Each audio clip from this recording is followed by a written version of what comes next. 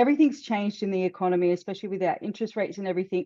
You actually need to have a plan into next year about how you're going to keep going forward instead of being one of the businesses that struggle. So Yes. you need to make a plan on what you're going to do. And that plan needs to have, the goals, the stepping stones. And I think with this masterclass, it actually takes away that clichéness and actually builds it into something that you need for your business. Yeah, yeah. Because without plan, you don't you You're won't just be hoping able for the to achieve best, your right? goals. Yeah, Yeah. exactly. Yeah, you are you are smoking opium basically without a proper plan, and that's not a good business It's not a practice. it's not a strategy. And at least once you have this plan mapped out, right? Okay, these are what all my new costs are. These are what my prices need to be to match those costs.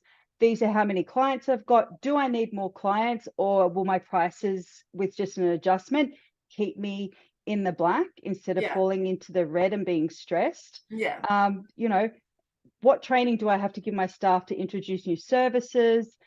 There's all these different things that they're actually technically goals, but people don't, I guess people a lot of the time think of goals of, oh, one day I want to have a holiday house, or one yeah, day I want to go on a trip somewhere. It's not yeah, that.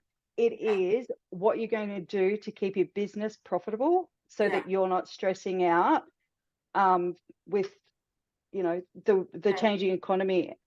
And exactly, like the measuring part is so important. Like when we start to work together with most of the business owners, they don't measure.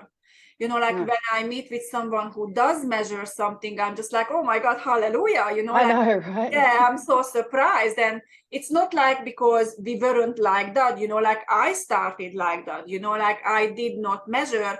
What I did, I used to have this little, it looked like something.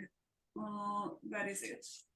I I had mean, this little calendar thing, and I did put down, like how much money we made each week, and that was what I was measuring, and nothing else. and nothing else. I mean, because Yeah, everyone goes, oh, yeah, I know how much I need for my business to run, but they actually don't know exactly what they need. And they're not taking into account all the little bits and pieces. They're not taking into account, because I know I used to do it with the salon, because I was too busy and I was just too overwhelmed, especially with yeah, two young kids, both of them, with disabilities.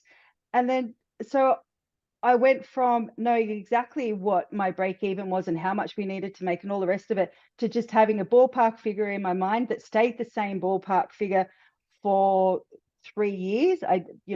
When everything just started to get too much. yeah, And so I just grabbed money off Graham yeah, to pay the super.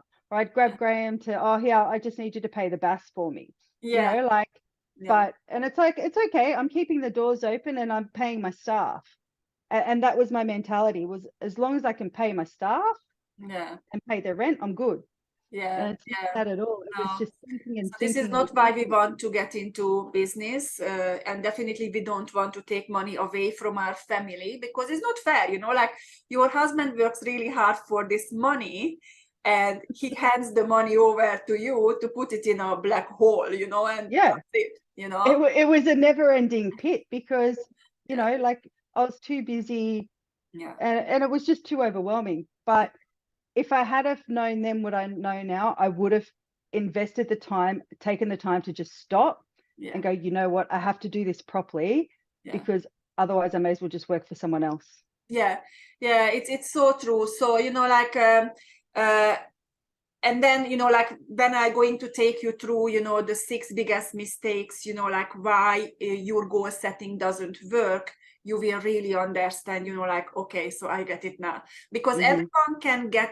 everyone can set goals, but there is so many little bits and pieces in goal settings. It's Mm-hmm. not that simple, because you have to find the sweet spot. Yeah. Because when we work with goal setting, we are very conscious, we know what we want, but when it comes to goal getting, it's basically all of our programmings coming into play, your belief system, your values, and everything else. Mm-hmm. And this is when, like when you set goals, you don't think about your subconscious programming. And we teach this, and I will explain everything about it in the masterclass. And then we need to talk about, the ice bath strategy, which is I know, that's exciting. but I won't tell anything about it here. You need Yeah. to come to the masterclass to actually learn about the ice bath strategy.